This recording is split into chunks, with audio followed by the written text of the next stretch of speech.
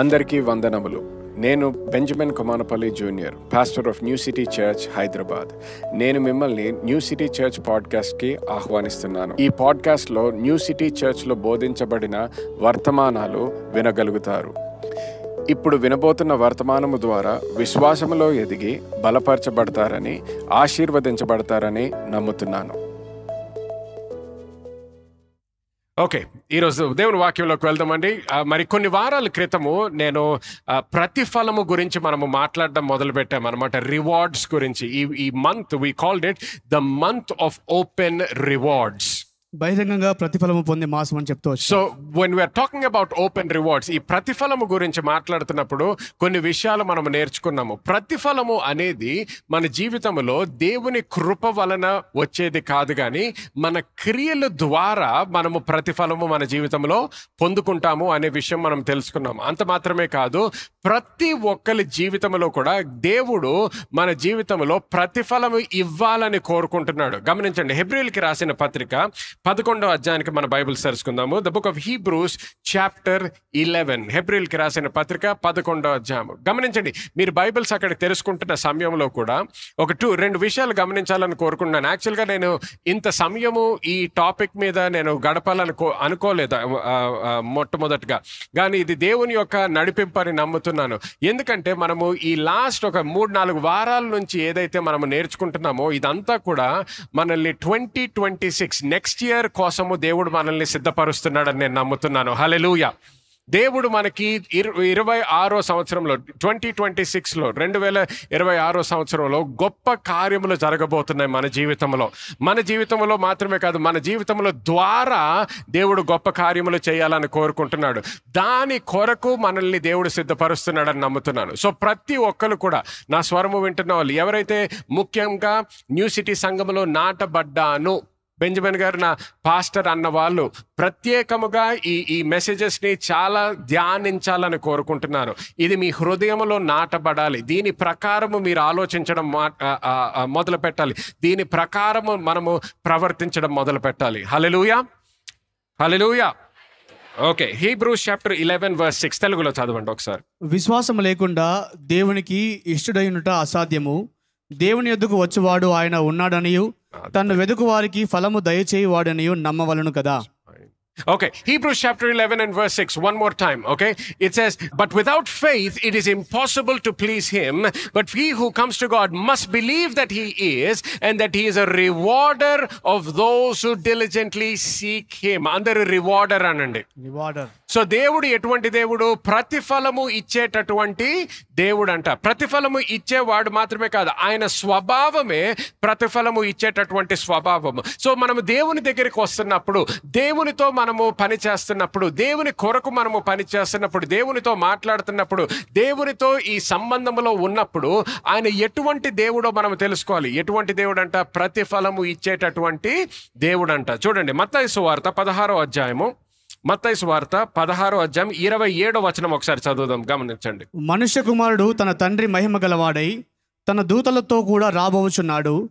అప్పుడు ఆయన ఎవని క్రియల చొప్పున వానికి ఫలం ఇచ్చును. మళ్ళీ యేసుక్రీస్తు మళ్ళీ తిరిగి వచ్చేటప్పుడు ఏం చేస్తాడంట? అందరికీ కూడా ప్రతిఫలము ఇస్తాడంట. ఇంగ్లీష్లో ఇలాగుంటుంది చూడండి, he will reward each according to his works. So గమనించండి, ఇక్కడ ఈ ప్రతిఫలము ఇచ్చేటప్పుడు ఒక సంఘముగా ఇవ్వట్లేదు, సంఘముగా కూడా ఒక ప్రతిఫలం మనం పొందుకుంటాము. మనం చూసినట్లయితే ఆఖరి పుస్తకము రెవల్యూషన్లో మనం చూసినట్లయితే మొదటి అధ్యాయంలో ఆఖరి కొన్ని వచనాలు చదివి, అలాగే 2వ అధ్యాయంలో మనము చదివినట్లయితే అక్కడ రకరకాల సంఘాల గురించి రాసుంటుంది.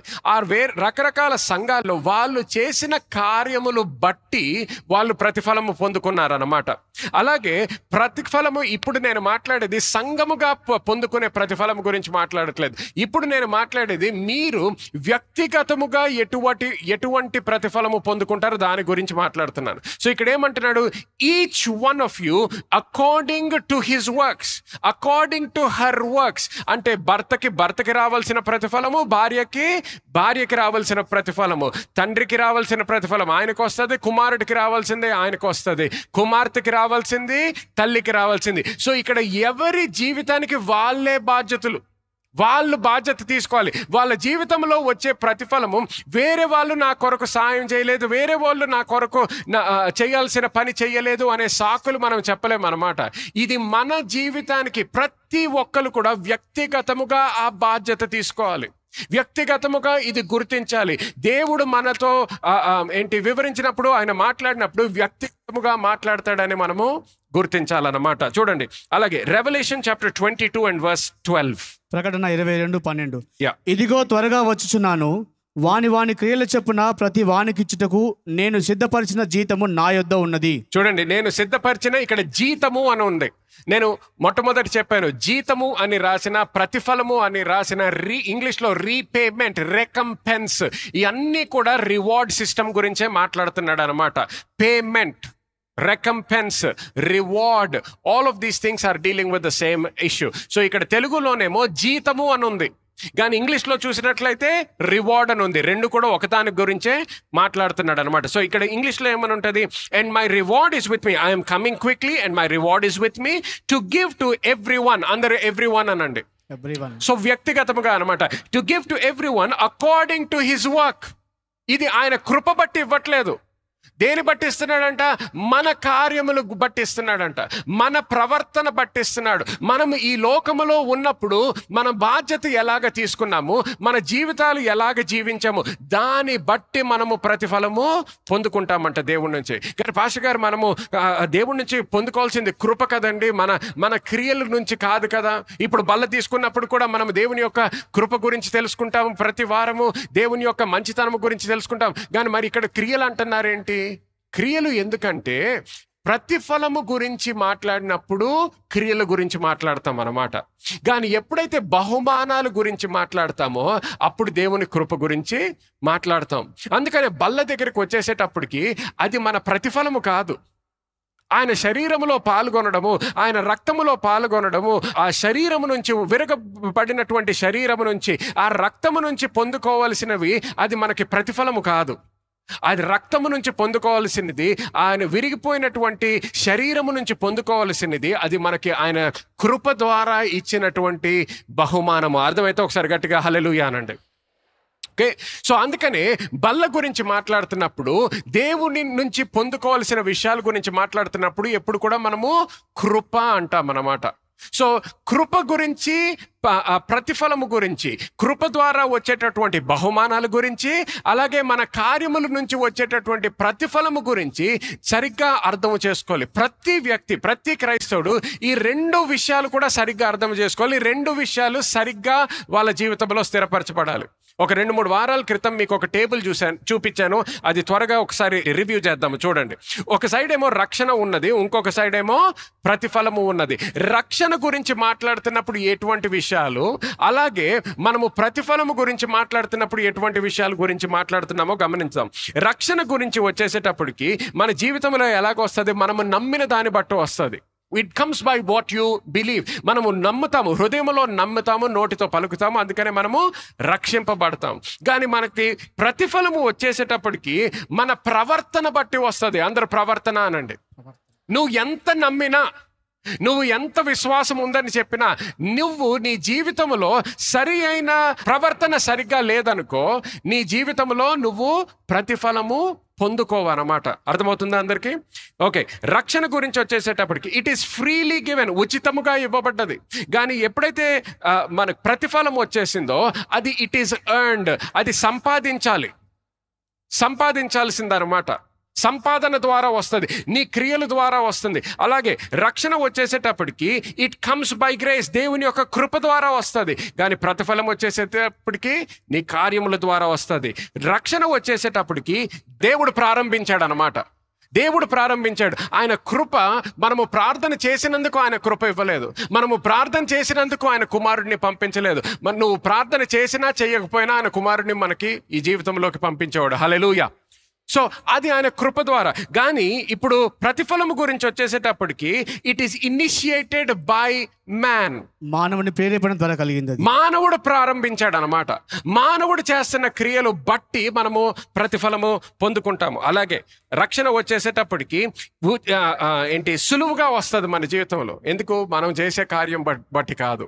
నమ్మాలి, నోటితో పలకాలి. విశ్వాసంతో పలికినట్లయితే మనము ఆ రక్షణ పొందుకుంటాము.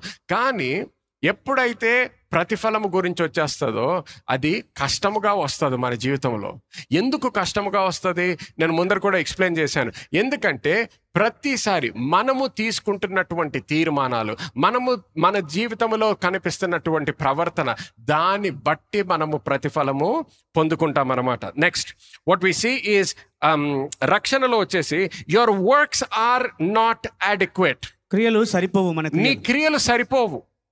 నీ క్రియలు సరిపోవు. నేను అంటే నాకు యేసుక్రీస్తు అక్కర్లేదు, ఆయన కృప అక్కర్లేదు, ఎందుకంటే నేను ఎన్నో మంచి కార్యాలు చేశాను నా జీవితంలో.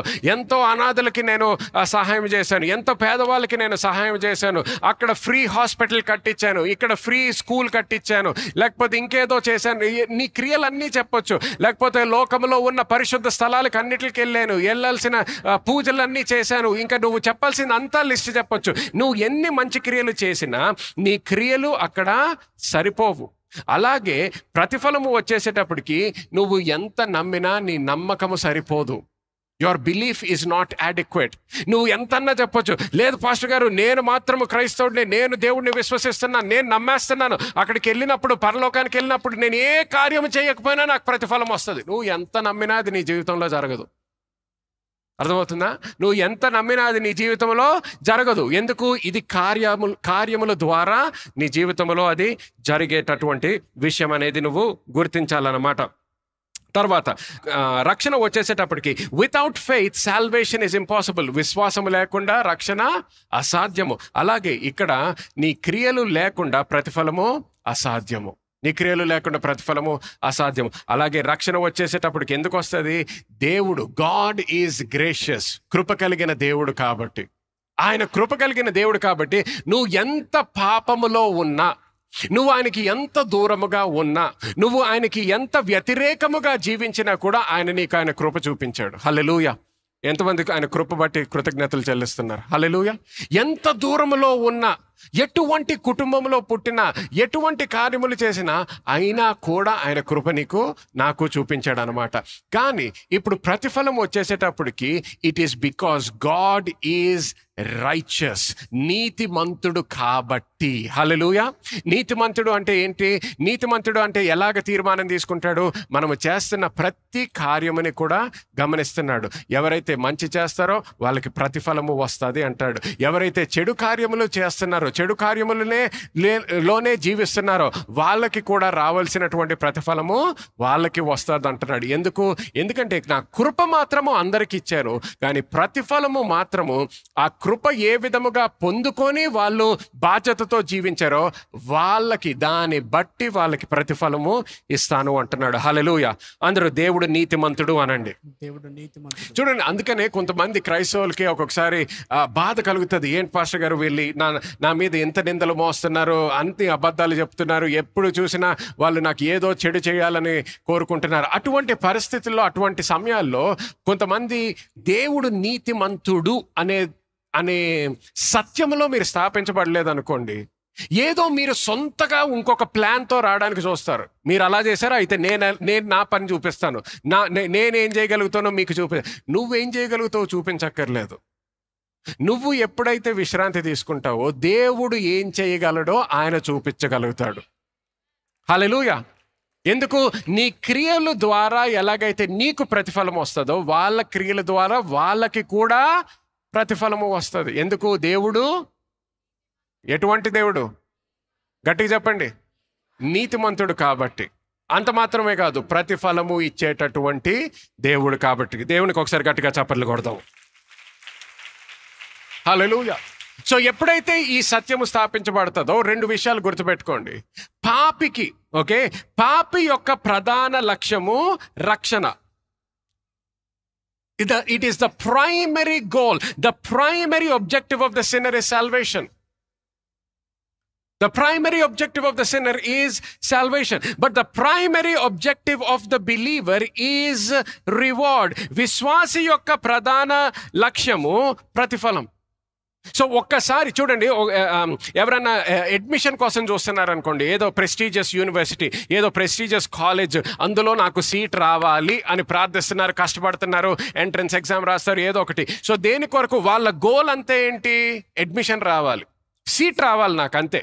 ఎందుకు? సీట్ లేదు. ఇప్పుడు బయట ఉన్నావు కాబట్టి దేని కొరకు చూస్తున్నావు? ఏదో రకంగా నేను లోపలికి రావాలి, ఆ కాలేజ్లోకి వెళ్ళాలి, ఆ యూనివర్సిటీలోకి ఎంట్రన్స్ నేను పాస్ అవ్వాలి. సో నీ గోల్ అంతా అదే, నీ దృష్టి అంతా దాని మీద ఉంటుంది. కానీ ఒక్కసారి నీకు ఎంట్రన్స్ పాస్ అయ్యావు, లేకపోతే అందులో సీట్ దొరికింది అనుకో, ఇప్పుడు ఇంకా నువ్వు అడ్మిషన్ గురించి ఆలోచిస్తుంటావా?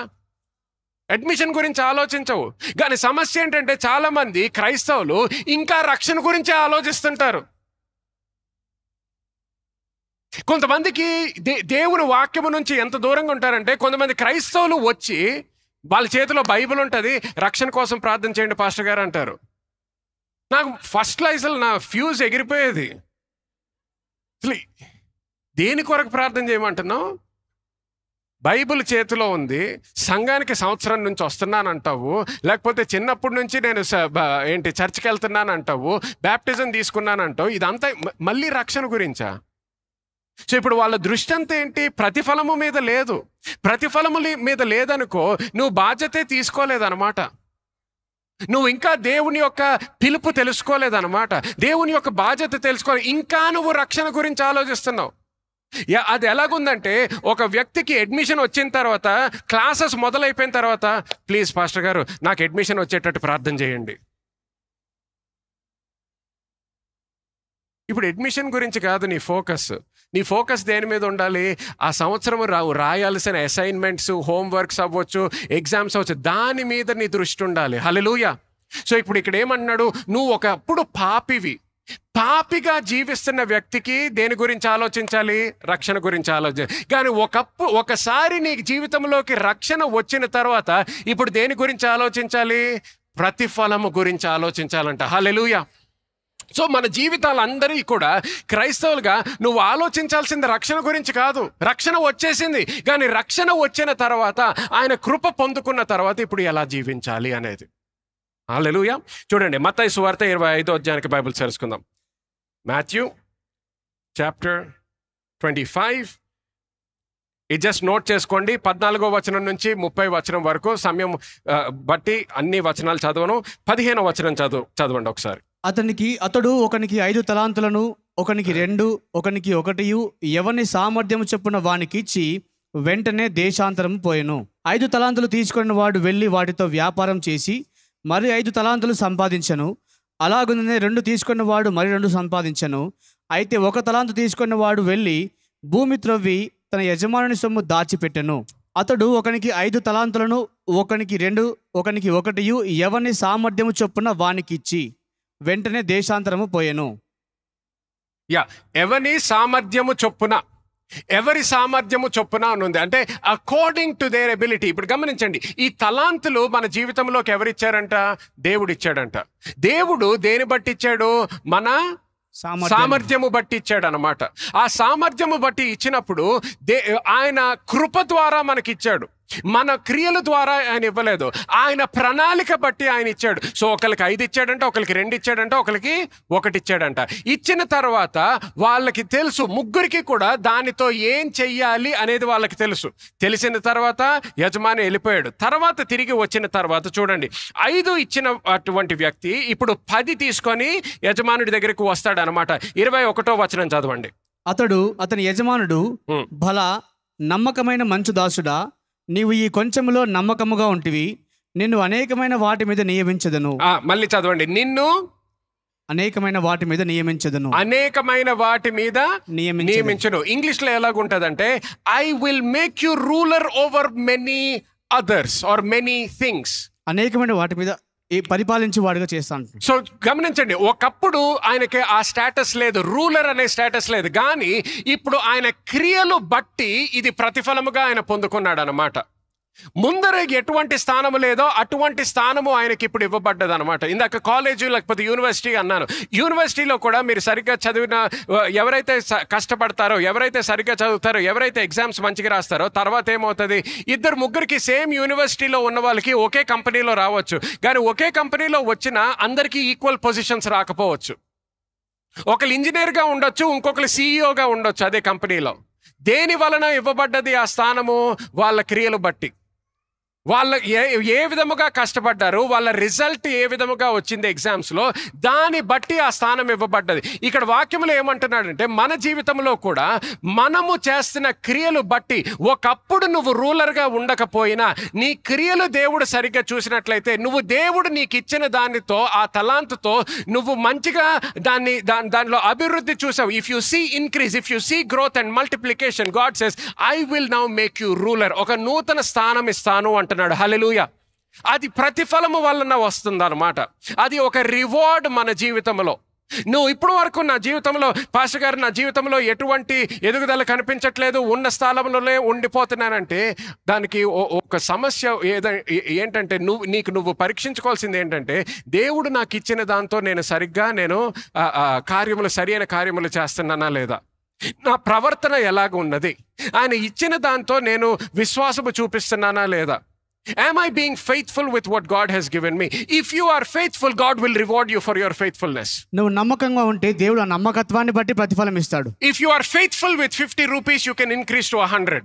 50 రూపాయలు నమ్మకంగా ఉంటే దేవుడు దాన్ని 100 చేస్తాడు. If you are faithful with 5,000, you can increase to 50,000. 5,000 రూపాయలు నమ్మకంగా ఉంటే దాన్ని 10,000 రూపాయలు దేవుడు చేస్తాడు. If you are faithful with 1 lakh, you can increase to 1 crore. 1 లక్ష రూపాయలు నమ్మకంగా ఉంటే దేవుడు దాన్ని 1 కోటి రూపాయలు చేస్తాడు. గమనించండి, ప్రతి విషయంలో నీకు 100 రూపాయలు ఉందా, 100 కోట్లు ఉందా అనేది కాదు, ఉన్న దానితో ఏం చేస్తున్నావు అనేది ప్రశ్న. కొంతమంది బిజినెస్ అంటారు. నేను బిజినెస్ మ్యాన్, కానీ నీ జీవితంలో లాస్ట్ టైం ప్రాఫిట్ చూసింది ఎప్పుడు? ఎదుగుదల చూసింది ఎప్పుడు? 1,00,000 రూపాయల రేంజ్ నుంచి 10 లక్షలకి ఎప్పుడు వెళ్తావు? లేకపోతే ఎప్పుడు వెళ్ళావు? లేకపోతే కొంతమంది జీవితంలో ఎలాగుంటుంది, నేను ముందర 50 లక్షలు సంపాదించాను. ఓకే, 2000లో 50 లక్షలు సంపాదించేవాడివి, ఇప్పుడు 25 సంవత్సరాలు అయింది, ఇప్పుడు ఎంత సంపాదిస్తున్నావు? ఇంకా 50 లక్షలే సంపాదిస్తున్నావు అంటే నువ్వు ఇంకా తక్కువ అయిపోయావు, ఎదుగుదల రాలేదన్నమాట. ఎందుకంటే 2000 సంవత్సరంలో 50 లక్షలతో వచ్చేది ఇప్పుడు 50 లక్షలతో నీకు రాదు. అవునా కాదా? ముందర నువ్వు 50 లక్షలు ఒక కార్కి ఖర్చు పెడుతున్నావు అంటే అబ్బో టాప్. ఇప్పుడు 50 లక్షలు ఖర్చు పెడుతున్నావు అంటే ఒక మంచి ఎస్యూవీ వస్తుంది. ముందర 50 లక్షలు ఖర్చు పెడుతున్నావు అంటే అబ్బో BMW లేకపోతే ఏదో మర్సిడీస్ కొనుక్కుంటున్నట్టు. ఇప్పుడు 50 లక్షలు అంటే ఒక మహీంద్రా కొనుక్కున్నా, ఒక టొయోటా కొనుక్కున్నా 50 లక్షలు ఖర్చు పెడతారు. ఎందుకు? ముందర కొనుక్కునే దాని ఆ పవర్, బయింగ్ పవర్ తక్కువైపోతుంది కాబట్టి, కొనే శక్తి తగ్గుతుంది కాబట్టి. అర్థమవుతుందా అందరికి నేను చెప్పేది? సో మన జీవితంలో ఇంకొక స్థానానికి వెళ్ళాలంటే ఉన్న స్థానములో మనము నమ్మకము చూపించాలి. We must show faithfulness with what God has given to us. So ఇక్కడ ఏం చేశాడు? 5 తలాంతులు ఇచ్చినటువంటి వ్యక్తి 10 తలాంతులు చేశాడు. 10 తలాంతులు చేసి చూపించేటప్పటికి ఏమన్నాడు? సరే, ముందర నీకు రూలర్ అనేటటువంటి స్థానం లేదు, కానీ ఇప్పుడు నేను నిన్ను రూలర్గా చేస్తున్నాను అంటున్నాడు. హల్లెలూయా. అలాగే 2 తలాంతులు ఇవ్వబడిన వ్యక్తి 4 తలాంతులు చూపిస్తాడు. 4 తలాంతులు చూపించినప్పుడు అదేంటి, ఆయన నాకు 10 తీసుకొచ్చాడు, నువ్వు 4 తీసుకొచ్చేవేంటి అన్నాడా? అనలేదు. ఎందుకు? ఆయన సామర్థ్యం బట్టి, ఆయన ఎబిలిటీ బట్టి 2 ఇచ్చాడు అనమాట. కానీ ఇచ్చిన దానితో ఏం చేశాడు? అభివృద్ధి చూపించాడు, ఇంక్రీజ్ చూపించాడు. ఎప్పుడైతే ఇంక్రీజ్ చూపించాడో ఆయనతో కూడా దేవుడు ఏమంటాడు? నిన్ను కూడా ఒక రూలర్గా చేస్తానంటాడు. అది చూడండి 23వ వచనంలో అంటాడు అనమాట, well done thou good and faithful servant, you have been faithful over a few things, I will make you ruler over many things, enter into the joy of the Lord. కానీ చూడండి 24వ వచనము, Lord, I knew you were a hard man, reaping where you have not sown, gathering where you have not scattered, and I was afraid and went and hid your talent in the ground. Look, there you have what is yours. But the Lord said and answered and said, you wicked and lazy servant. 26వ వచనం చదవండి తెలుగులో. అందుకు అతని యజమానుడు వాని చూచి, సోమరివైన చెడ్డ దాసుడా, నేను విత్తని చోట కోయివాడను, చల్లని చోట పంట కూర్చుకొని వాడనని నీవు ఎరుగుదువా. కంటిన్యూ. అట్లయితే నీవు నా సొమ్ము సాహుకారుల యొద్ద ఉంచవలసి ఉండెను, నేను వచ్చి వడ్డీతో కూడా నా సొమ్మును తీసుకుని ఉందునే అని చెప్పి ఆ తలాంతును వాని యొద్దను తీసివేసి 10 తలాంతులు గల వానికి ఇయుడి. సో గమనించండి ఇక్కడ ఏమవుతుందో. 1 తలాంతు ఏంటి ఎవరైతే ఉన్నదో ఆయన ఏమి చెయ్యకపోయేటప్పటికి దేవుడు ఏమంటున్నాడు? సరే, నువ్వు ఏమి చెయ్యలేదు కాబట్టి నీ చేతిలో ఉండి వ్యర్థము, సో ఆ ఉన్న తలాంతు కూడా నాకు ఇచ్చే అంటున్నాడు. ఇచ్చి ఎవరికి ఇస్తున్నాడు? 10 తలాంతులు ఉన్న వ్యక్తికి ఇస్తున్నాడు అనమాట. 10 తలాంతులు ఉన్న వ్యక్తికి ఇస్తున్నాడు. ఆయనకి ఇచ్చి ఇప్పుడు ఏమంటున్నాడు, సో ఈయనకి వచ్చేసేటప్పటికి ఈయన రూలర్ కాదు. కొంతమంది అనుకుంటారు పరలోకానికి వెళ్ళిపోతే ఇంక అందరం ఈక్వల్ అయిపోతాం. పరలోకంలో ఈక్వాలిటీ ఉండదు, గుర్తుపెట్టుకోండి. సమానత్వం ఉండదు. అర్థమవుతుందా? పరలోకానికి వెళ్ళినప్పుడు అందరం సమానంగా ఉండము. పరలోకములో కూడా లెవెల్స్ ఉంటాయి. పరలోకములో నీకు ఇవ్వబడినటువంటి లెవెల్ ఇక్కడ ఈ లోకములో నీ కార్యమును బట్టి అక్కడ స్థానము స్థిరపరచబడుతుంది అన్నమాట. దాన్ని బట్టి అది ప్రతిఫలముగా ఇస్తాడన్నమాట దేవుడు. కిరీటాలు అందరికీ ఈక్వల్గా రావు. కిరీటాలు దేని బట్టి ఇస్తాడు దేవుడు?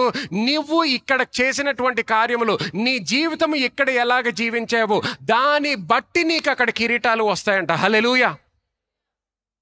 దాన్ని బట్టి వస్తాయి నీకు కిరీటాలు. సో ఇక్కడ ఈ వ్యక్తి ఒక్కటే ఉన్న వ్యక్తి అదే స్థానంలో ఉండిపోయాడు. సో ఇప్పుడు ఏమవుతుంది? 10 ఉన్న వ్యక్తి ఈయనకి రూలర్గా మారాడు. చూడండి, ఒక్కొక్కసారి మన జీవితంలో ఇది గుర్తుపెట్టుకోండి, ఇది పరలోకానికి వెళ్ళినప్పుడే కాదు, లోకములో జరుగుతున్నటువంటి విషయం. ఇది లోకములో జరుగుతున్నటువంటి విషయం. కొంతమంది అనుకుంటారు నేను క్రైస్తవుడిని కదా పాస్టర్, తప్పకుండా నా బిజినెస్ సక్సెస్ అయిపోవాలి. క్రైస్తవుడివి కాబట్టి సక్సెస్ అవ్వదు.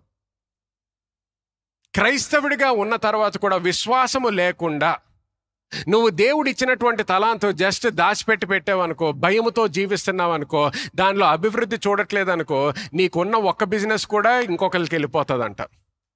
ఇది ప్రతి ఒక్కరి జీవితంలో గుర్తుపెట్టుకోండి. నీ జాబ్లో అవ్వచ్చు, నీ కెరియర్లో అవ్వచ్చు, నీ బిజినెస్లో అవ్వచ్చు, ఆఖరికి దేవుని యొక్క సంఘములో కూడా అదే సత్యము. దేవుని సంఘంలో కూడా అదే జరుగుతుంది. కొంతమంది అనుకుంటారు కొన్ని చర్చలు ఎందుకు పెరిగిపోతున్నాయి, కొన్ని చర్చల్లో అసలు ఏం జరగట్లేదు, లేకపోతే ఉన్న కొంతమంది కూడా వేరే చర్చలకు వెళ్ళిపోతున్నారు. వేరే చర్చలకి ఎందుకు వెళ్ళిపోతారు? ఎందుకంటే ఎప్పుడైతే అక్కడ ఉండాల్సిన పాస్టర్, ఆ కాపరి చేయాల్సినటువంటి కార్యము సరిగ్గా చెయ్యకపోతే, ఆయన ప్రవర్తన సరిగ్గా లేకపోతే, ఆయన చేయాల్సినటువంటి కార్యము, ఆయన బోధించాల్సిన బోధించకపోతే, ఆయన ప్రార్థించాల్సిన ప్రార్థించకపోతే, ఆయన చేయాల్సినటువంటి కార్యములు చేయట్లేదు అనుకో, దేవుడు ఏమంటాడు? వాళ్ళు నా సంఘము, వాళ్ళు నాశనం అయిపోతున్నారు, అక్కడ నుంచి తీసి ఇంకొకరి దగ్గరికి పంపిస్తానంటాడు.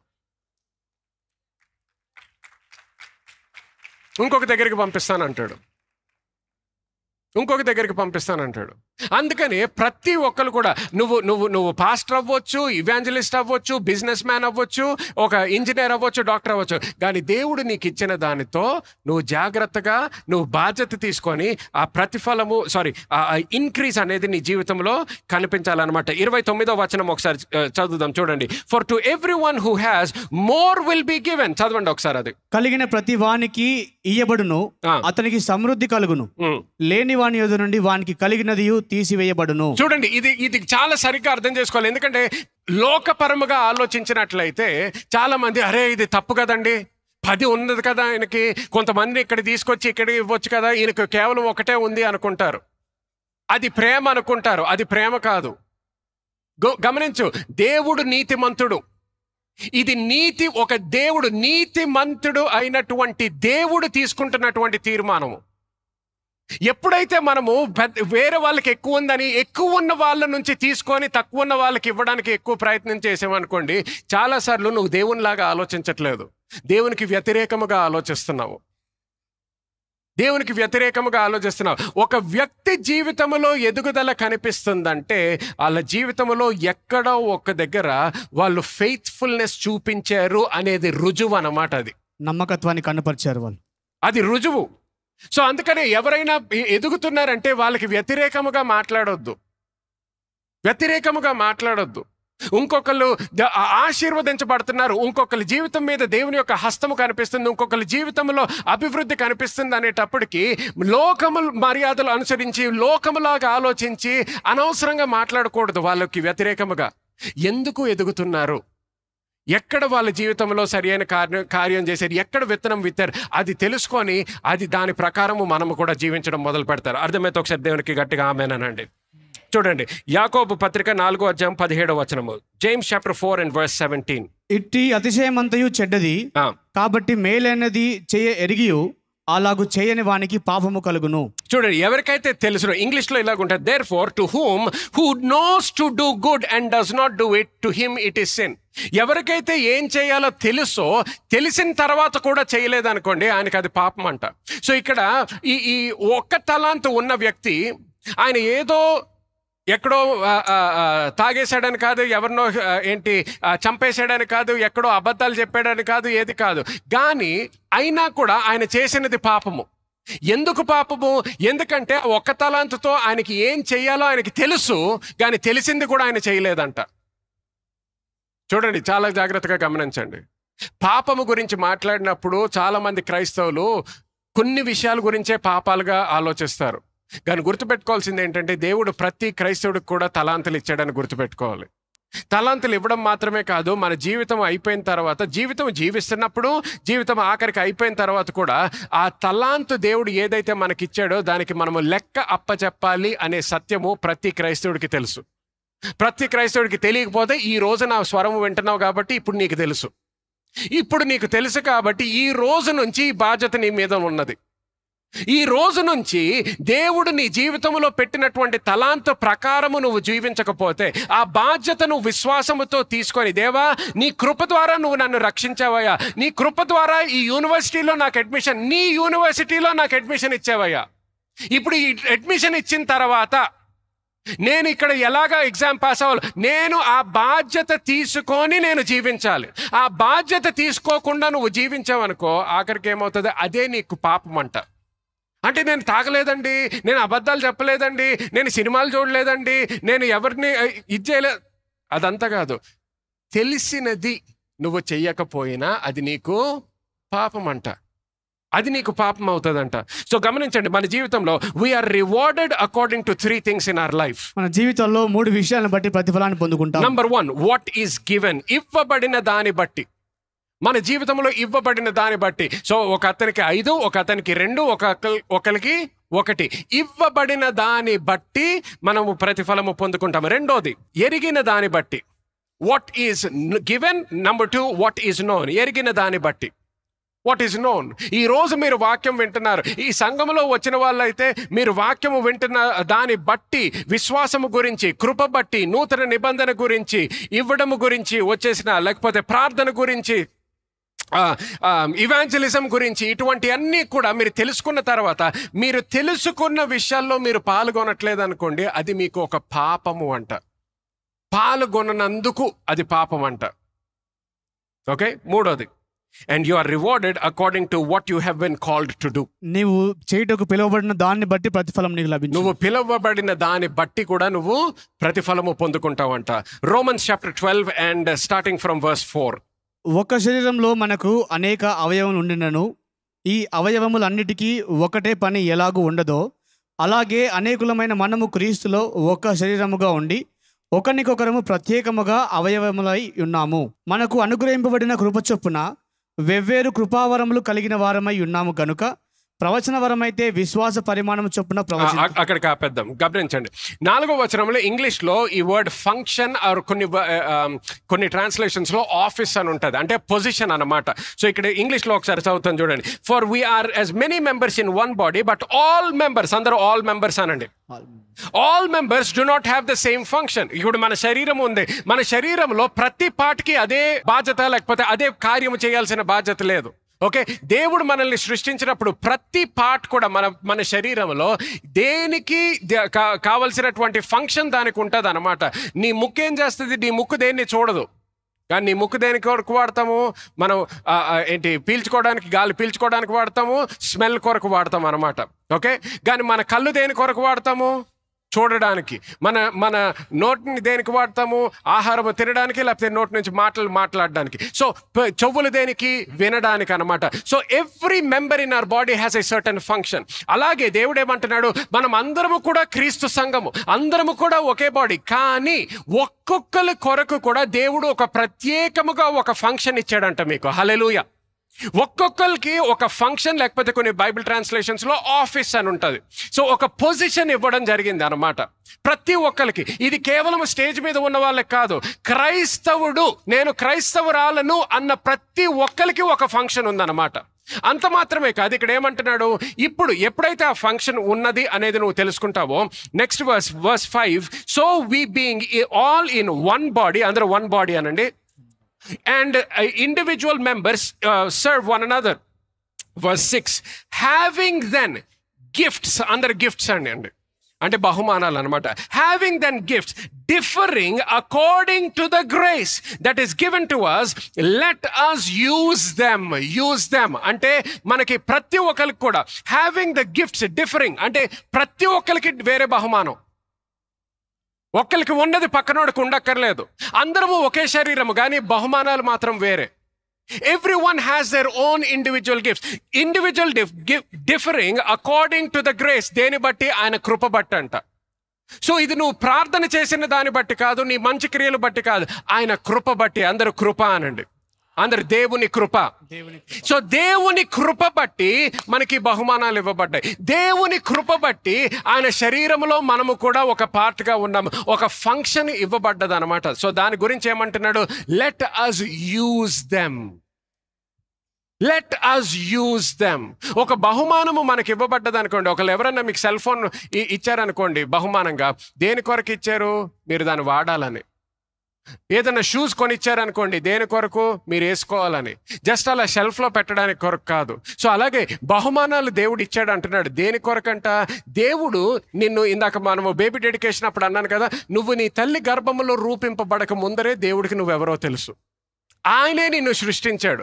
ఆయన నిన్ను సృష్టించినప్పుడు ఏ ప్రణాళికతో సృష్టించాడో దాని ప్రకారము కొన్ని బహుమానాలు పెట్టాడు నీకు. దాని ప్రకారము కృప విడుదల చేశాడు నీ జీవితంలో. నీ క్రియలు బట్టి కాదు, ఇది దేవుని కృప. సో ఆ కృప ద్వారా గమనించు, నీ జీవితంలోకి ఏమొచ్చిందో, ఒక పొజిషన్ ఇవ్వబడ్డది దేవుని యొక్క సంఘములో. ఒక పొజిషన్, ఒక ఆఫీస్ ఇవ్వబడ్డది నీకు. ఈ ఆఫీస్ అంటే మళ్ళీ చెప్తున్నాను, గుర్తుపెట్టుకోండి, స్టేజ్ మీద ఉన్న వాళ్ళకి మాత్రమే కాదు.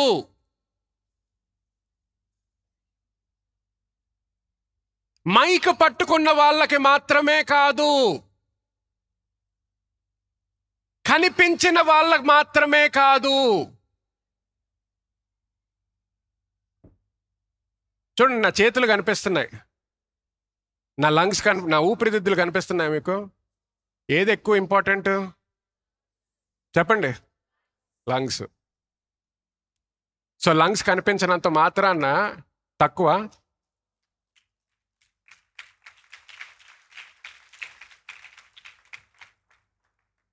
అంటే వాళ్ళు పెద్ద క్రిస్టియన్స్ అండి. పెద్ద క్రిస్టియన్స్ ఏం లేదు, వాళ్ళు ఫేమస్ అండి. ఫేమస్ అయితే ఏంటి? ఈరోజు మాట్లాడతారు, రేపు మాట్లాడడం ఆపేస్తారు. ఈరోజు మంచి మాట్లాడతారు, రేపు చెడు మాట్లాడతారు. ఎవడికి కావాల్సింది ఫేమ్? ఫేమ్ కాదు, కావాల్సింది ఫెయిత్ఫుల్నెస్, నమ్మకత్వం. కావాల్సిందేంటి? నమ్మకత్వము. నమ్మకత్వము. నీకు ఇవ్వబడిన దాన్ని బట్టి నువ్వు పని చేస్తున్నావా లేదా? నీకు ఇవ్వబడిన దాన్ని బట్టి నువ్వు దేవుని ఎదుట మళ్ళీ నుంచున్నప్పుడు, దేవా నువ్వు నాకు ఇది ఇచ్చావయ్యా, ఈ ఆఫీస్ ఇచ్చావు, ఈ ఫంక్షన్ ఇచ్చావయ్యా, ఈ పని అప్పగించావయ్యా, దాన్ని ఈ విధముగా నేను చేశాను అని మనం నుంచోగలుగుతామా? అంతేగాని అయ్యా నన్ను ఊపిరితిత్తుగా ఎందుకు చేసావు, ఎవ్వడికి కనిపించను, ఎవ్వరు నా గురించి ఒక్కసారి కూడా మాట్లాడరు, ఎవరు మాట్లాడరు అనేసి. చూడండి, ఎవరన్నా చూసినప్పుడు కూడా, పిల్లల్ని పుట్టినప్పుడు లేకపోతే పెళ్లి సంబంధం చూస్తున్నప్పుడు, ఫోటోలు చూసినప్పుడు, అమ్మ ఊపిరితిత్తు స్కాన్ పంపించండి మాకు అంటారా? కలర్ రాస్తారు. ఊపిరితిత్తు గురించి ఎవడన్నా రాస్తాడా? రాయుడు. కానీ ఏది ఎక్కువ ఇంపార్టెంట్? అర్థమవుతుందా?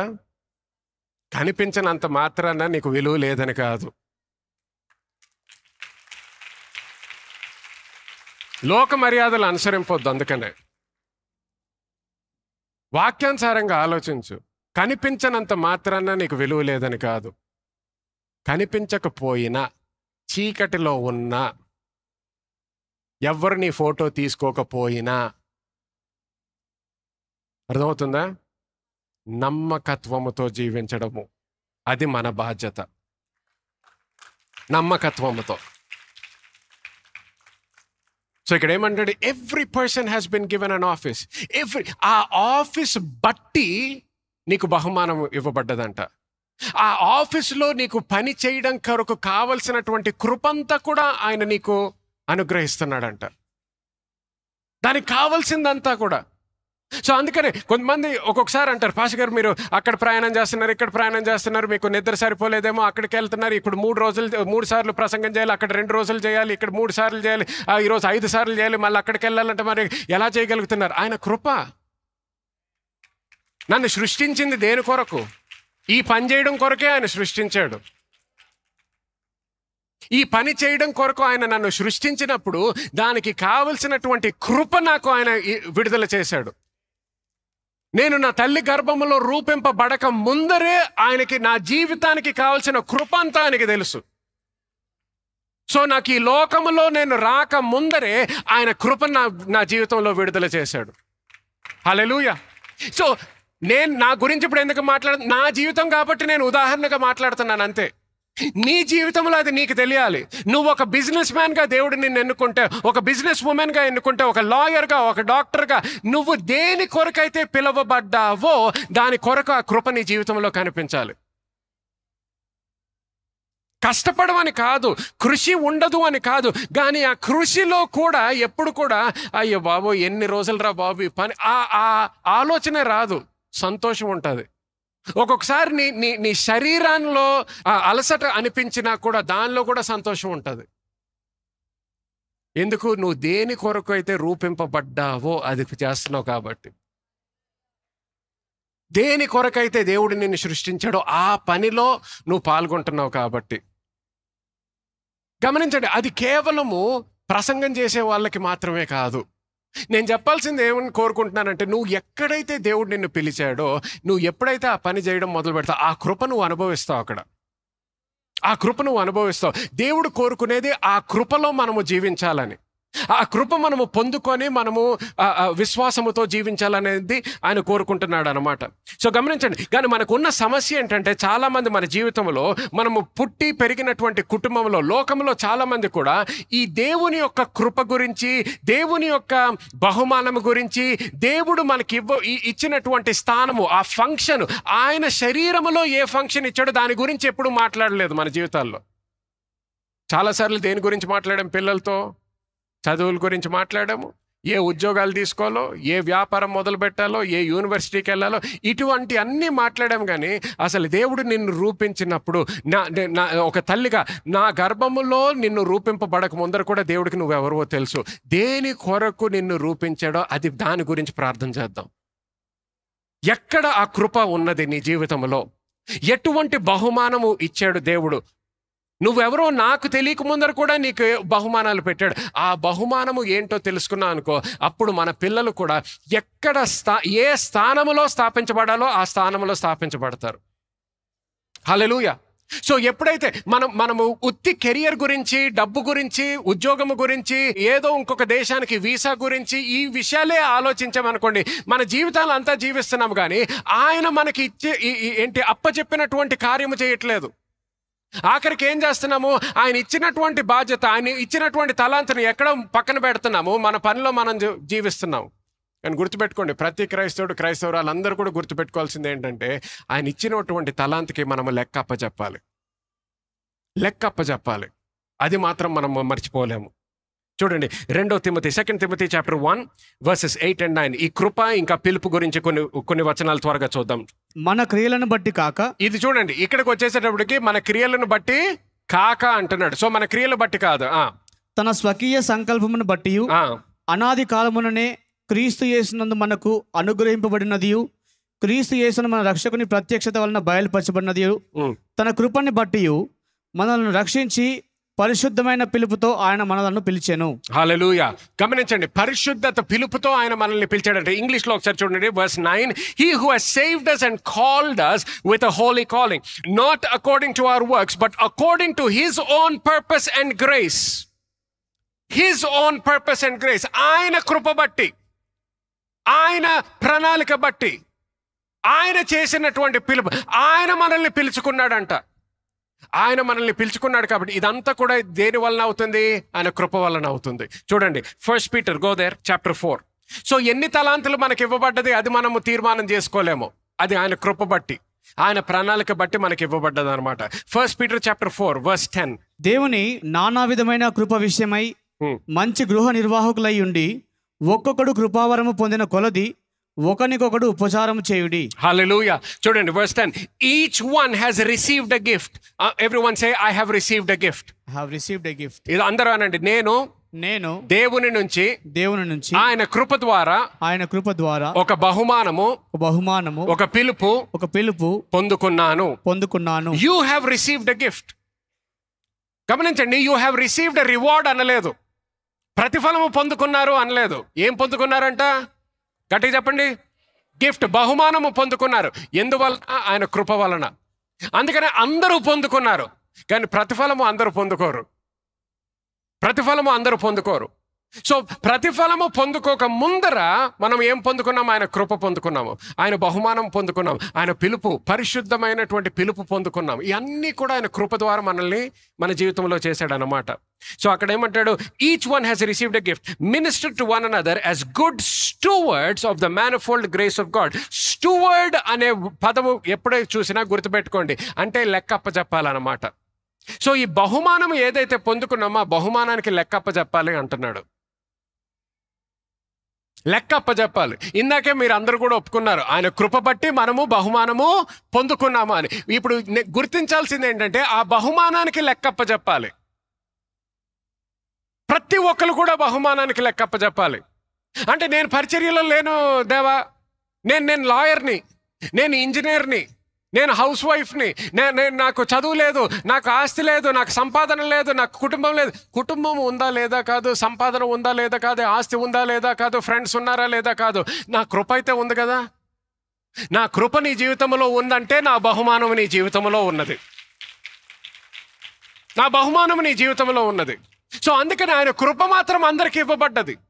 సో అందరికి ఇవ్వబడ్డదంటే ఇక్కడ ఉన్న నా స్వరము వింటున్న ప్రతి వ్యక్తికి కూడా ఆయన కృప ఇవ్వబడ్డది. నా స్వరము వింటున్న ప్రతి వ్యక్తికి ఆయన కృప ఇవ్వబడ్డదంటే ఆయన బహుమానము కూడా ఇవ్వబడ్డది. అంటే ఏంటి? ఇప్పుడు ప్రతి ఒక్కరు కూడా బహుమానానికి లెక్కప్ప చెప్పాలి. ఇప్పుడు అనండి, నేను దేవునికి లెక్క అప్పచెప్పాలి. లెక్క అప్పచెప్పాలన్నమాట. సో ఇప్పుడు కేవలం నేను ఆదివారం వచ్చేసాను, పాస్టర్ గారు ప్రసంగం వినేశానండి, ప్రార్థన చేయించేసుకున్నానండి, ఆ లెక్క అడగడు దేవుడు. అది బహుమానం కాదు నీకు ఇవ్వబడింది.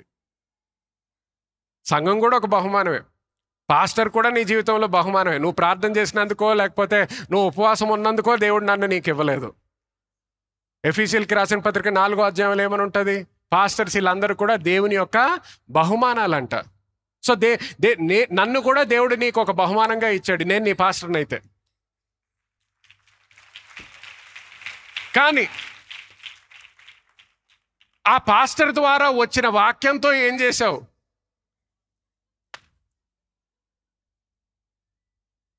ఈరోజు బాగానే ఉండిందిలే, ఏదో చెప్పాడు, కొంత పర్వాలేదు, కొంత కష్టపడ్డాడు, తెలుగు ఇంకా ఏదో 2-3 పదాలు చదవడానికి చూస్తుంటాడు. కానీ ఆ రివ్యూ అంతా ఇచ్చిన తర్వాత దేవుడికి అప్పుడు ఇంకొక లెక్క అప్పచెప్పాలి. సరే అదంతా పర్వాలేదు, అది నేను చూసుకుంటాను. ఇప్పుడు నేను అడగాల్సింది ఏంటంటే, ఆయన బోధించాడు చూడు, దాంతో నువ్వు ఏం చేసావు అంటాడు. అప్పుడు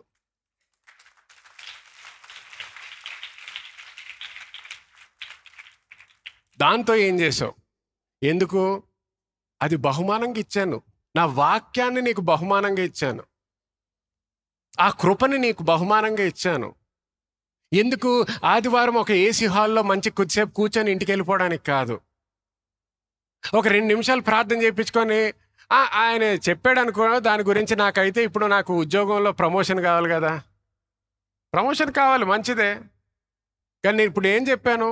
నువ్వు ఫెయిత్ఫుల్గా ఉన్నావు అంటే నీ జీవితంలో నీకు రావాల్సిన ప్రమోషన్ ఏ సాతాను ఆపలేదు, ఏ మానవుడు ఆపలేడు. ఎందుకు? ఆయన నీతిమంతుడు,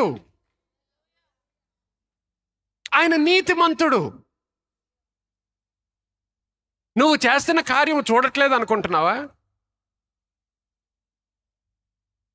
ఆఫీస్లో నువ్వు చేస్తున్న కార్యం ఆయన చూడట్లేదా? నీ బాస్ చూడక్కర్లేదు ప్రమోషన్ కొరకు, ఆయన చూస్తే చాలు. ఆయన చూస్తే చాలు. వేరే వాళ్ళు అందరూ చీట్ చేస్తున్నప్పుడు నువ్వు చీట్ చేయకుండా నీ ప్రాజెక్ట్ ఫినిష్ చేసి నీకు ఇవ్వబడినటువంటి బాధ్యత తీసుకొని నువ్వు కార్యం చేసావా, వేరే వాళ్ళు నిన్ను మెచ్చుకోకపోయినా ఆయన నిన్ను చూసాడంటే నీకు ప్రతిఫలము తప్పకుండా వస్తుంది. ఆయన ఇచ్చినప్పుడు గుర్తుపెట్టుకోండి, ఎప్పుడు కూడా సీక్రెట్గా ఇవ్వడు, ఓపెన్గా ఇస్తాడు. ఓపెన్ రివార్డ్, బహిరంగంగా ఇస్తాడు. ఓపెన్ రివార్డ్, బహిరంగ ప్రతిఫలం. అందుకని వేరే వాళ్ళు చేస్తున్న దాన్ని బట్టి వాళ్ళు ముందరికి వెళ్ళిపోతున్నారు. పాస్టర్ గారు వాళ్ళకి ప్రమోషన్ వచ్చేస్తుంది, నాకు ప్రమోషన్ రావట్లే. Calm down. వాళ్ళు చేసుకోవాల్సింది వాళ్ళు చేసుకొని, నువ్వు చేయాల్సింది నువ్వు చేయి చాలు. నువ్వు చేయాల్సింది నువ్వు చేయి. ఆయన నమ్మదగిన దేవుడు, ఆయన నీతిమంతుడు, నిన్ను విడువడు ఎడబాయుడు. ఆయన నీ జీవితంలో ఏదైతే పలికాడో అది తప్పకుండా నీ జీవితంలో ఆయన నెరవేరుస్తాడు. తప్పకుండా నీ జీవితంలో ఆయన నెరవేరుస్తాడు. సో చూడండి, హెబ్రీయులకి రాసిన పత్రిక త్వరగా, హీబ్రూస్ చాప్టర్ 12 and verse 1. ఇంత గొప్ప సాక్షి సమూహము మేఘము వలె మనలను ఆవరించినందున మనము కూడా ప్రతి భారమును సులువుగా చిక్కులబెట్టి పాపను విడిచిపెట్టి విశ్వాసమునకు కర్తయు దానిని కొనసాగించువాడిని యేసు వైపు చూచుచు మన ఎదుట ఉంచబడిన పందెములో ఓపికతో పరిగెత్తుదము. హల్లెలూయా. ఇంగ్లీష్లో ఎలాగంటే let us run the race that is set before us. కాబట్టి ఇంగ్లీష్లో let us run the race అని ఉంటుంది, ఏ రేస్ అని ఉండదు. ద రేస్ అంటే ఎప్పుడు కూడా స్పెసిఫిక్ రేస్ అనమాట, ప్రత్యేకముగా ఈ పందెము. ఏ పందెం, ఏదో ఒక పందెంలో పరిగెత్తడం కాదు. నా జీవితంలో పరిగెత్తేస్తున్నాను. ఎక్కడ పరిగెత్తేస్తున్నావు? దేని కొరకు పరిగెత్తుతున్నావు? ఏదో ఒక పందెంలో కాదు, ప్రత్యేకమైన పందెం అంట. ప్రత్యేకమైన పందెం. The race that has been set before you, నీ ఎదుట ఉంచబడినది. చూడండి, ఒక్కొక్కసారి కొన్ని హోటల్స్లో వెళ్ళినట్లయితే సెట్ మెన్యూ అంటారు. సో ఇంకా నువ్వు చూస్ చేసుకునేది ఏం లేదు, వాళ్ళే డిసైడ్ చేస్తారు నువ్వు ఆ రోజు ఏం తినాలో. Set menu. లేకపోతే ఒక థాలీ ఆర్డర్ చేశారనుకోండి, ఒక్కొక్కసారి థాలీ ఇచ్చినప్పుడు వాళ్ళు ఏదైతే డిసైడ్ చేస్తారో అది తీసుకొచ్చి నీకు సర్వ్ చేస్తారు. ఇప్పుడు వేరే ఇది మారుస్తాను, అది మారుస్తాను, ఈ కూర వద్దు, ఆ కూర వద్దు, ఈ పప్పు వద్దు, సెట్ మెన్యూ. సో ఇక్కడ ఏమంటున్నాడు? The race that has been set for you, నీ కొరకు ఉంచబడిన పందెం. నీ కొరకు ఒక ఉంచబడినటువంటి పందెం ఉంది, అందులో నువ్వు పాల్గొనాలి, అందులో నువ్వు పరిగెత్తడం మొదలు పెట్టాలి. అది దేవుని యొక్క కృప ద్వారా, కృప మాత్రమే కాదు, ఆయన ప్రణాళిక బట్టి అది నీ జీవితంలో పెట్టాడు. అది నీ జీవితంలో పెట్టాడు. ఎప్పుడైతే అది నువ్వు తెలుసుకుంటావు, దానిలో పరిగెత్తడం మొదలుపెట్టు. పరిగెత్తడం మొదలుపెట్టినప్పుడు ఏ విధంగా పరిగెత్తాలంట? ప్రతిఫలము పొందుకునేటట్టు పరిగెత్తాలంట. హల్లెలూయా. నువ్వు ఎప్పుడైతే అందులో పరిగెత్తడం మొదలు పెడతావు, ఇందాక అన్నాను చూడండి, చాలా మంది మన జీవితంలో ఈ పందెము గురించే ఆలోచించలేదు. కొంతమంది ఇక్కడ ఉండొచ్చు 50 సంవత్సరాలు, 60 సంవత్సరాలు, 70, 80, 90. పాస్టర్ గారు, నేను నా పందెము గురించే ఎప్పుడు ఆలోచించలేదు, మరి నా జీవితంలో ఎలాగా? గుర్తుపెట్టుకో, ఇందాకేమన్నాడు? నీకు తెలిసిన దాన్ని బట్టి నువ్వు ప్రతిఫలము పొందుకుంటావు. ఈ రోజు నువ్వు తీర్మానం తీసుకోవచ్చు, 50 అవ్వచ్చు, 70 అవ్వచ్చు, 90 అవ్వచ్చు. ఈ రోజు, దేవా నాకు ఉన్నన్ని రోజులను నీ కొరకు పరిగెత్తుతానయ్యా, నువ్వు నాకు ఏ పందెం అయితే పెట్టావు దానిలో పరిగెత్తుతాను అని నువ్వు తీర్మానం తీసుకున్నట్లయితే అటువంటి స్థలములో కూడా దేవుని యొక్క కృప నువ్వు చూడగలుగుతావు. ఏ కార్యమైతే 30 సంవత్సరాలు పట్టేదో 3 నెలల్లో దేవుడు నీకు ఆ కార్యం చేసి పెడతాడు. 3 నెలల్లో దేవుడు ఆ కార్యం చేసి పెట్టగలుగుతాడు.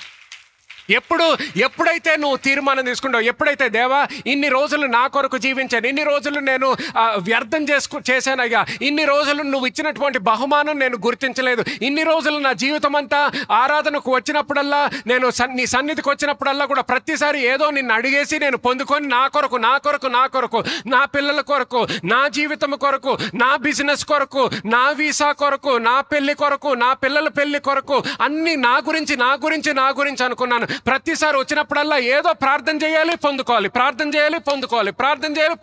ఇదే అనుకున్నానయ్యా. నేను ఈరోజు తెలుసుకున్నాను, నా జీవితం కేవలం ప్రార్థన చేసి పొందుకోవడం కాదు, నా జీవితము నువ్వు ఏ పందమైతే నా కొరకు స్థాపించావో, నాకు ఎటువంటి కృప అయితే నాకు ఇచ్చావో, ఎటువంటి బహుమానం అయితే నా జీవితంలో పెట్టావో, అది నేను ఉపయోగించుకొని నీ కొరకు నేను జీవించాలి అనేది నేను తెలుసుకున్నాను. ఈ రోజు నేను తీర్మానం తీసుకుంటున్నానయ్యా అని. నువ్వు ఎప్పుడైతే చేతులెత్తి పరిశుద్ధాత్మ దేవా నేను సమర్పించుకుంటున్నాను, నీ సహాయం నాకు కావాలి అని ఎప్పుడైతే తీర్మానం తీసుకుంటావో, నేను చెప్తున్నాను, దేవుడు ఎంత కృప కలిగిన దేవుడు అంటే, దేవుడు ఎంత మంచి దేవుడు అంటే, నువ్వు 50 సంవత్సరాల్లో చేయకపోయినా ఈ రోజు నువ్వు మొదలు పెడితే దేవుని యొక్క కృప నువ్వు అక్కడ అనుభవించడం మొదలు పెడతావు. అక్కడ అనుభవించడం మొదలు పెడతావు. అందుకని ఇక్కడ Romans chapter 11 verse 29, for the giftings and callings of God are irrevocable. దేవుని యొక్క వరములు, పిలుపులు, అది పశ్చాత్తాపడ్డాయన. పశ్చాత్తాపడ్డు. ఆ బహుమానం ఇచ్చాను, 50 సంవత్సరాలు అయింది, ఆడేం చేయట్లేదు, తీసేసుకుంటాను. తీసుకోడు. అంత కృప కలిగిన దేవుడు. కానీ అంత కృప కలిగిన దేవుడైనా ప్రతిఫలము మాత్రం ఇవ్వడు. ప్రతిఫలము మాత్రం ఇవ్వడు. ప్రతిఫలము మాత్రము. ఎందుకు? అంత కృప కలిగిన దేవుడైనా కూడా ఆయన అంత నీతిమంతుడు కూడా. అర్థమవుతుందా?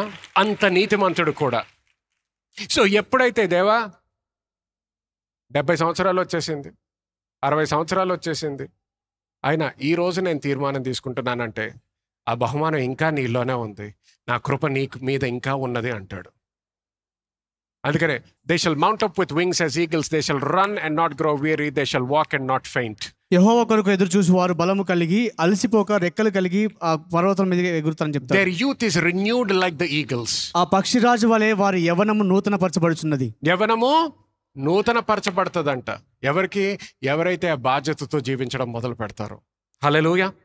చూడండి ఇంకొక 2 వచనాలు. కొలషన్స్ చాప్టర్ 4 verse 17.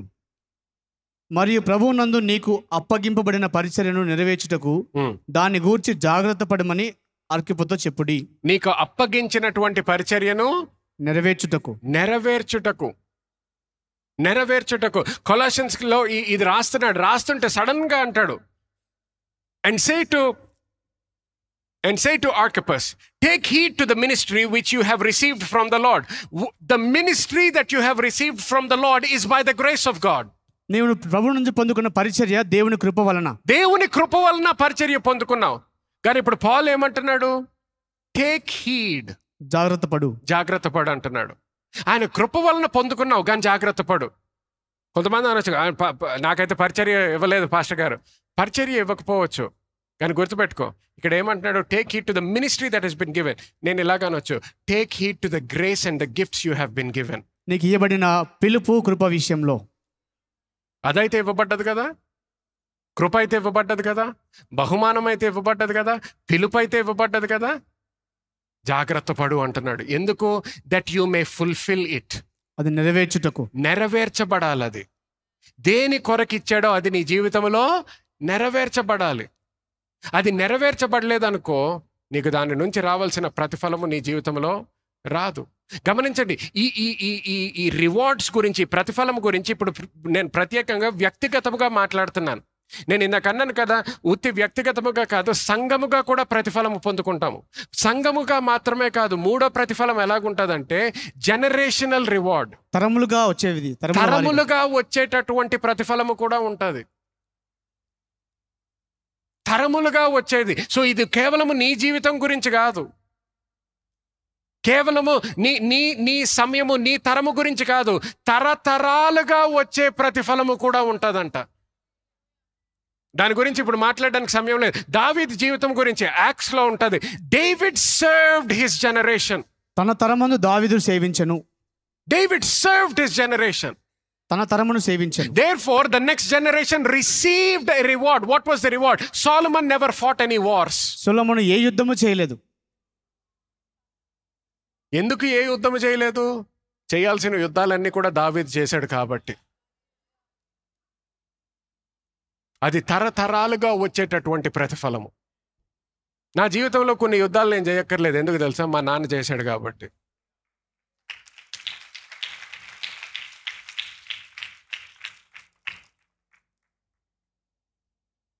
కొన్ని యుద్ధాలు నా పిల్లలు అసలు పాల్గొనక్కర్లేదు. ఎందుకు? నేను నా భార్య దాంట్లో పాల్గొంటున్నాం కాబట్టి. తరతరాలుగా వచ్చేటటువంటి ప్రతిఫలము. కృప అందరికీ వస్తుంది, ప్రతిఫలం అందరికీ రాదు. కానీ నా ప్రార్థన ఏంటంటే ఈ సంఘంలో ఉన్న వాళ్ళందరూ, ఈ వాక్యము వింటున్న వాళ్ళందరూ కూడా దేవుని నుంచి రావాల్సిన ప్రతి ప్రతిఫలము కూడా వాళ్ళు పొందుకోవాలని ఆశిస్తున్నాను. ప్రతి ప్రతిఫలము. Be focused, don't get distracted. దృష్టి మరల్చొద్దు. దేవుడు నిన్ను దేని కొరకు పిలుచుకున్నాడో దాన్ని బట్టి జీవించడం మొదలుపెట్టు. యోహాను సువార్తలో 21వ అధ్యాయము 15 నుంచి 22 వచనాలు చదివినట్లయితే 3 సార్లు యేసుక్రీస్తు పేతురుని అడుగుతాడు, నువ్వు నన్ను ప్రేమిస్తున్నావా అని. 3 సార్లు అడిగినప్పుడు కూడా అవును దేవా ప్రేమిస్తున్నాను అంటాడు. అప్పుడు ఏమంటాడు? ప్రతిసారి కూడా ఫీడ్ మై షీప్, నా గొర్రెలను మేపుము. సో అంటే ఏంటి? ఆ ఇన్స్ట్రక్షన్ ఇవ్వబడ్డది. ఇప్పుడు పేతురు, నీ జీవితంతో నువ్వు చేయాల్సింది ఇది.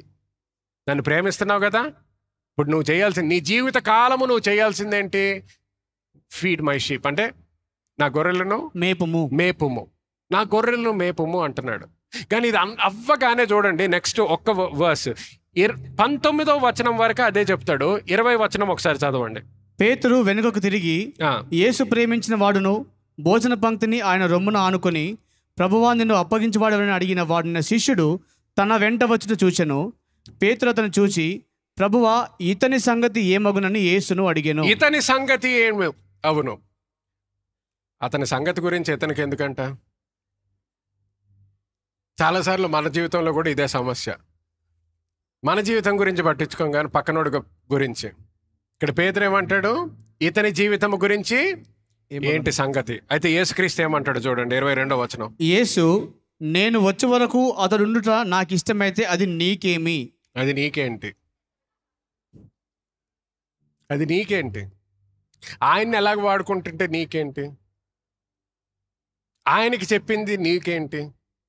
నీకు చెప్పింది నువ్వు పాటించు, నీకు చెప్పింది నువ్వు పాటించు. కామెంటరీలు ఆపు, ఇంకొకరి గురించి కామెంటరీ ఇవ్వడం ఆపు. నీకు చెప్పింది నువ్వు చేయడం మొదలుపెట్టు. కామెంటరీ వలన ప్రతిఫలము పొందుకోము.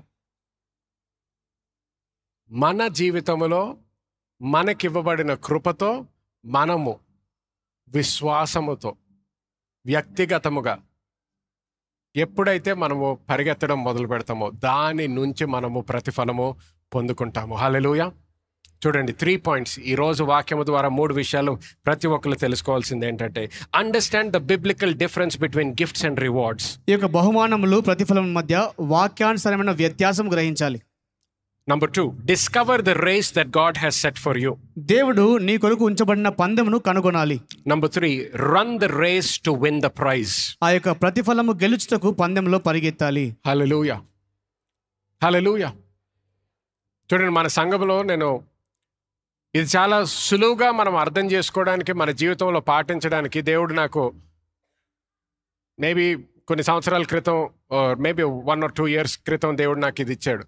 అది ప్రతి ఒక్కరికి చెప్పాను. మన సంఘంలో ఉన్న వాళ్ళు, everyone should do the work of an evangelist, everyone should do the work of an intercessor, and everyone should be an end time financier. ప్రతి ఒక్కరు కూడా విజ్ఞాపనకర్త పని చేయాలి, సువార్థికులు పని చేయాలి, అంత్యకాలపు ఆర్థిక సహాయం చేసే వాళ్ళు పని చేయాలి. ఈ 3 విషయాలు ఎందుకు చెప్పానంటే, ఈ 3 విషయాలు ప్రతి క్రైస్తవుడికి ఇవ్వబడినటువంటి బాధ్యతలు. ఈ 3 విషయాల గురించి ప్రతి క్రైస్తవుడు లెక్కప్ప చెప్పాలి. 2 కొరింథీయులు 5వ అధ్యాయంలో ఏమంటాడంటే, every believer has been given the ministry of reconciliation. ప్రతి విశ్వాసికి సమాధాన పరిచర్య ఇవ్వబడింది. సమాధాన పరిచేటటువంటి పరిచర్య ఇవ్వబడ్డదంట. ఎవరికి ఇవ్వబడ్డది? ఎవరికి ఇవ్వబడ్డది? అందరూ నాకు అనండి. నాకు. ఎందుకు? ప్రతి క్రైస్తవుడికి ఇవ్వబడ్డది.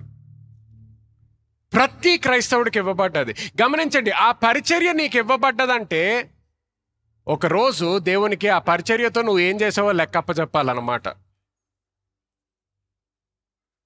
లెక్కప్ప చెప్పాలి. సో నువ్వు ఎప్పుడైతే నువ్వు రక్షించబడ్డావో, 15 సంవత్సరాలు ఉన్నప్పుడు రక్షించబడ్డాను, 20 సంవత్సరాలకి రక్షించబడ్డాను, 25, 70, 50 అవ్వచ్చు, 70 అవ్వచ్చు. నువ్వు ఎప్పుడైతే రక్షించబడ్డావో ఆ క్షణము నుంచి నీకు ఇవ్వబడ్డదంట ఆ పరిచర్య. సో దేవుడేమంటాడు, సరే నువ్వు 70 సంవత్సరాలకి రక్షించబడ్డావు, కానీ ఇంకా నీకు 15 సంవత్సరాలు ఉండింది కదా లోకంలో, ఆ 15 సంవత్సరాలతో ఏం చేసావు లెక్కప్ప చెప్పు అంటాడు. నువ్వు 20 సంవత్సరాలకే రక్షించబడ్డావు కదా, 65 సంవత్సరాలు జీవితం జీవించావు కదా, దాని తర్వాత కూడా 70 సంవత్సరాలు ఇంకా జీవించావు కదా, ఆ 70 సంవత్సరాల్లో నేను ఇచ్చినటువంటి పరిచర్యతో ఏం చేసావు నాకు ఇప్పుడు లెక్కప్ప చెప్పు అంటాడు.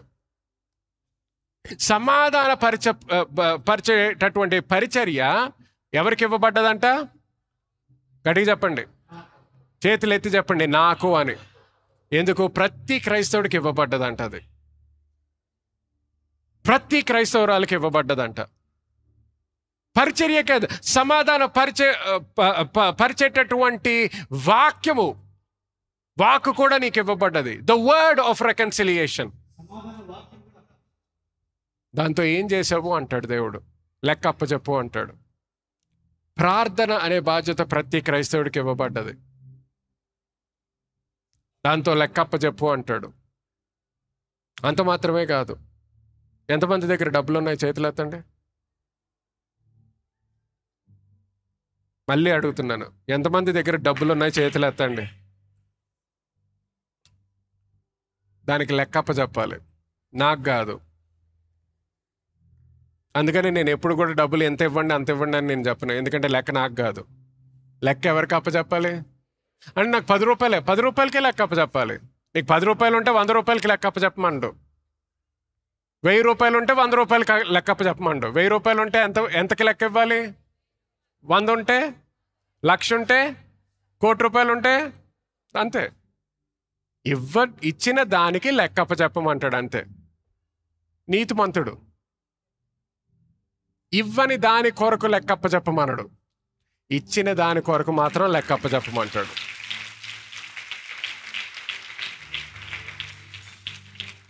సో అందుకనే ఈరోజు పరీక్షించుకోండి. నేను అన్నాను కదా, ఇది దేవుడు ఏదైతే మనకి నేర్పిస్తున్నాడో ఇది కేవలం ఇప్పుడు కొరకు కాదు, వచ్చే సంవత్సరం 2026 కొరకు దేవుడు మనల్ని సిద్ధపరుస్తున్నాడు. 2026 కొరకు సిద్ధపరుస్తున్నాడు. మీ జీవితంలో ఇది మీరు అర్థం చేసుకోగలిగినట్లయితే,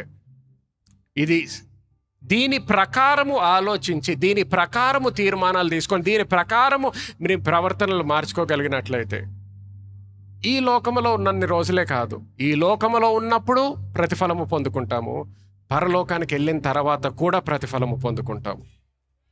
హల్లెలూయా. సో అందుకని నేను సంఘములో ఉన్న వాళ్ళకి ఈజీగా చేసింది ఏంటి? Do the work of an evangelist. సువార్తికుని పని చేయమని. Do the work of an intercessor. విజ్ఞాపన చేసే పని చేయమని చెప్పి. ఈ వారం ఇందాక పాస్టర్ అర్పిత చెప్పారు, వెళ్తున్నారు, వీధుల దగ్గరికి వెళ్తున్నారు, షాపింగ్ మాల్స్లోకి వెళ్తున్నారు. అంటే పాస్టర్ అటువంటి పని నేను ఎప్పుడు చేయలేదు. అందుకనే కదా టీమ్స్ లాగా వెళ్తున్నారు. నేర్చుకో ఎలా చేయాలో, నేర్చుకోవచ్చు ఎలా చేయాలో. కేవలం ఇది స్త్రీల కూడిక అనేసి, లేకపోతే ఉమెన్స్ కార్నివల్ అనేసి కేవలం స్త్రీలు చేయాలని కాదు. పురుషులు ఎక్కడున్నారు? మనకి ఇవ్వబడిన బాధ్యత ఏంటి? ప్రార్థనలో పురుషులు ఎక్కడున్నారు? ఇవ్వబడిన బాధ్యత ఏంటి? ప్రార్థన అనేటప్పటికి కేవలం స్త్రీలకి ఇవ్వబడిన బాధ్యత కాదు, అది ప్రతి క్రైస్తవుడికి ఇవ్వబడిన బాధ్యత. అందరూ గట్టిగా ప్రార్థన చేయడము నాకు ఇవ్వబడిన బాధ్యత. నేను దీని కొరకు లెక్క అప్పచెప్పాలి. నీకు లెక్క అప్పచెప్పాలి. చూడండి, మనకి నిన్న ప్రోగ్రామ్ అయింది కదా ఉమెన్స్ కాన్ఫరెన్స్కి. ఏ స్పెషల్ ఆఫరింగ్ లేకుండా, ఏ ఇష్యూ లేకుండా, కొంతమంది వాళ్ళు రిజిస్ట్రేషన్ చేసుకోవడం కాదు, వేరే వాళ్ళకి ఫ్రీ రిజిస్ట్రేషన్ చేయండి. వాళ్ళకి ఎవరికైనా డబ్బు లేకుండా రాని వాళ్ళు ఉండకూడదు అని వేరే వాళ్ళ కొరకు కూడా ఫ్రీ రిజిస్ట్రేషన్స్కి ఇచ్చారు. గమనించండి, వాళ్ళకి ఏమీ ఇవ్వని వ్యక్తికి ప్రతిఫలం ఒకటే ఉంటుందని ఎలాగనుకుంటాము?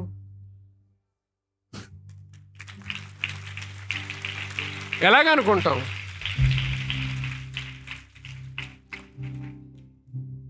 ప్రతిఫలం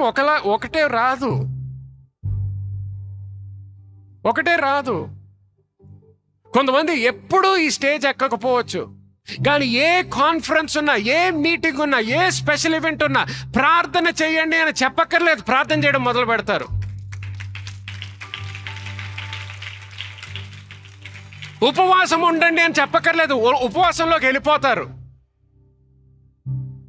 వాళ్ళకి అందరికీ కూడా ప్రతిఫలం ఒకటే ఉంటుందని ఎలాగనుకుంటాం? వాళ్ళ పిల్లలు నా పిల్లలు ఒకే విధంగా ఎలాగనుకుంటావు?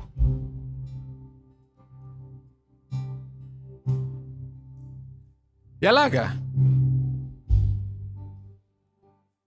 కృప కలిగిన దేవుడే, ప్రేమ కలిగిన దేవుడే, కానీ ఆయన నీతిమంతుడు కూడా. నీతిమంతుడి నుంచి పొందుకోవాల్సిన ప్రతిఫలము మన క్రియల ద్వారా పొందుకోవాలి, మన నమ్మకము ద్వారా పొందుకోవాలి. హల్లెలూయా. అందరూ కూడా చేతులు పైకెత్తండి. ఒక నిమిషం దేవునితో మాట్లాడండి, సమర్పించుకోండి. ఈరోజు మీరు విన్న వాక్యము ద్వారా ఆశీర్వదించబడ్డారని నేను నమ్ముతున్నాను. ఆశీర్వదించబడినట్లయితే తప్పకుండా సబ్స్క్రైబ్ చేసుకోండి మరియు మీ కుటుంబము మరియు స్నేహితులతో షేర్ చేయండి. మీరు ఈ పరిచర్య ద్వారా ఆశీర్వదించబడి పాలిభాగస్తులు అవ్వాలని కోరుకుంటుంటే డిస్క్రిప్షన్లో ఉన్న చర్చ్ బ్యాంక్ అకౌంట్ డీటెయిల్స్ గమనించగలరు. మరిన్ని వివరాల కోసము మా వెబ్సైట్ www.newcity.in ని సంప్రదించండి. God bless you.